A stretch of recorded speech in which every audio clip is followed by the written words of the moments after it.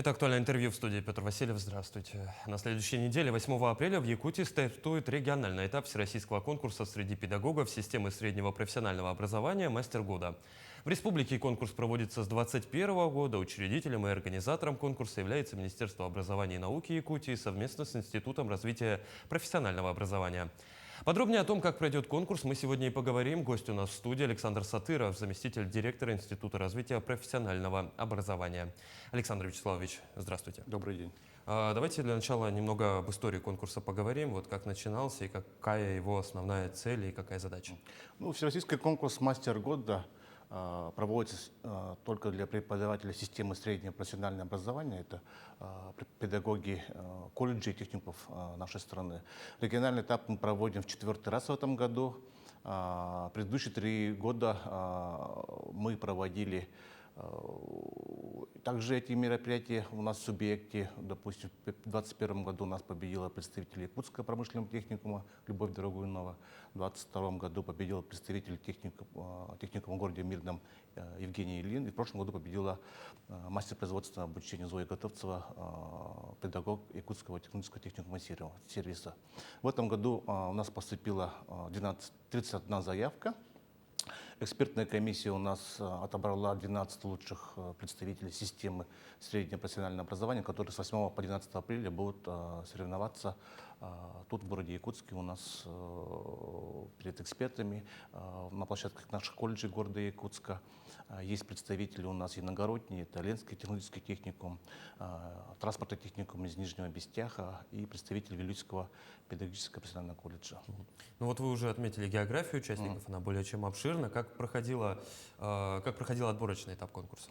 Отборочный этап конкурса у нас проходил на основании представленных заявок от наших колледжей техникумов, где конкурсанты должны были предоставить подтверждающие документы, что у них есть, допустим, студенты, которые выигрывали различные чемпионаты профессионального мастерства, повышал ли квалификацию сам педагог по своему профилю преподавания, является ли он участником федеральных проектов, таких как профессионалитет, и является ли куратором либо наставником у себя в колледже.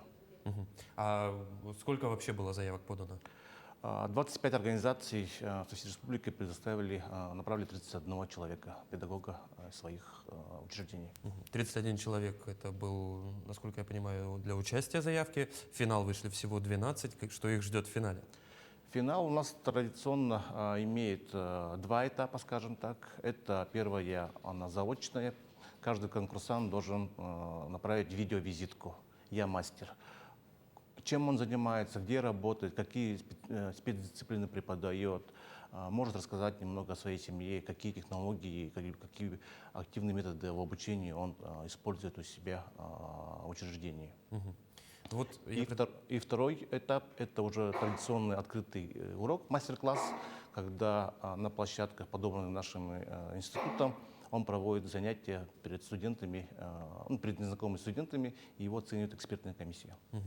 Предлагаю поговорить о победителях прошлых лет, в частности, о Зое Готовцевой. Если я не ошибаюсь, она представляла молекулярную кухню, в том числе на уже федеральном этапе чемпионата. Вот как-то отслеживаете ее судьбу после конкурса? Она у нас, несомненно, в поле зрения. Она участвует в нашем проекте «Школа аспирантов», учится в аспирантуре Арктического государственного агротехнического университета, является членом нынешней экспертной комиссии. Также будет она в том числе оценивать с 8 по 12 апреля своих коллег по цеху в качестве уже эксперта. В прошлом году она как победитель регионального этапа представила Якутию нашу в Туле. Города проведения финалов Российской Федерации у нас выбирается, проводят те субъекты, которых представляют победители. То есть в прошлом году это была Тула, а в этом году финал пройдет в Тюмени, так как победитель был из Тюменского техникума.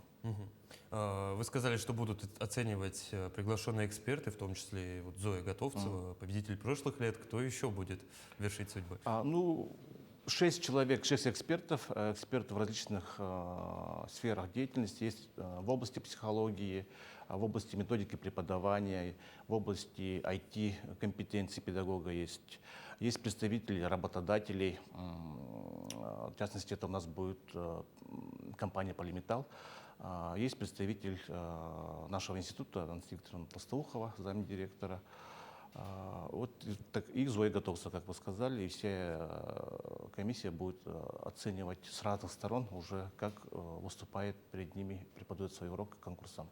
А есть кто-то еще из победителей всероссийского конкурса «Мастер года 2023», кого вы пригласили в этом году? Ну, мы в этом году нас посетит победитель финала России прошлого года Иван Юрьевич Зарубин, мастер производственного обучения, специалист в сфере сварочных технологий и по ремонту и обслуживанию газового оборудования. Мы рады, что он не отказал. К сожалению, он на открытии не будет участвовать, но с 9 по 12 он будет в городе Якутске. Мы подготовили для него индивидуальную программу с посещением нескольких колледжей по его профилю преподавания. Это Ижатайский техникум, транспортный техникум и Якутский коммунально-строительный техникум. Надеемся, что на церемонии сокрытия Иван Юрьевич также порадует наших гостей и поздравит лично уже победителя, которого мы озвучим 12 апреля. Александр Вячеславович, вот мы вначале сказали, что конкурс зародился в 2021 году, третий год подряд уже проводится. Вот каким был конкурс на старте и какой он сейчас? Ну, конечно, динамика увеличения, количество участников у нас возрастает, это однозначно. Если в первом году это было всего лишь 15 заявок, ну, конкурс новый, в этом году это уже 31 заявка. Надеемся, что мы такими мероприятиями, обширно-деловой программой, которая будет проходить в эти дни, на следующей неделе, будем популяризировать данный конкурс и привлекать более другие уже заведения, которые как бы не являются, допустим, подведомственным учреждением Министерства образования и науки. Есть и частные колледжи, есть и колледжи в составе вузов, есть и колледжи и техникумы других органов госвласти, которые как бы не являются нашими прямыми партнерами, но мы стараемся на всех мероприятиях их звать и надеемся, что путем проведения замечательных таких вот конкурсов мы будем получать все больше заявок, и аудитория из других колледжей у нас уже будет более разнообразная. Ну, насколько я понимаю, добавляются же и новые соревновательные единицы, так скажем. Вот какие самые необычные направления можно отметить, которые за последние несколько лет появились в рамках конкурса? Ну, во-первых, мы подбираем площадки, которые у нас в городе Якутске подходят по сфере направлений преподавания данных конкурсантов, чтобы им было более удобно преподавать. Также, естественно, мы готовим индивидуальную программу для конкурсантов. Это не только само соревнование. Мы ежегодно стараемся включать и посещение культурных мероприятий.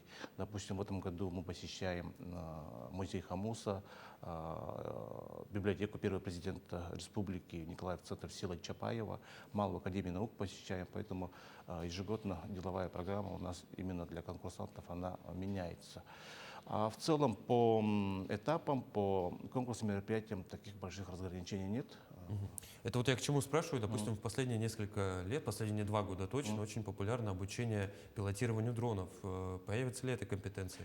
Ну, один из 12 конкурсантов как раз будет преподаватель по картографии и геодезии, в том числе с использованием беспилотных летательных аппаратов. Поэтому мне самому интересно, как он будет незнакомым студентам красиво, информативно и доступно преподавать свою дисциплину, в том числе с использованием БПЛА техники. Ну, самое главное, чтобы студенты чему-то научились. Естественно. Все-таки итоговая цель. Александр Вячеславович, до 12 апреля будут вестись напряженные соревнования. Имя победителя мы узнаем уже 12 апреля или чуть позже? Ну, 12 апреля будет торжественная церемония закрытия, на котором все мы узнаем, кто же будет представлять осенью в Тюмени нашу республику.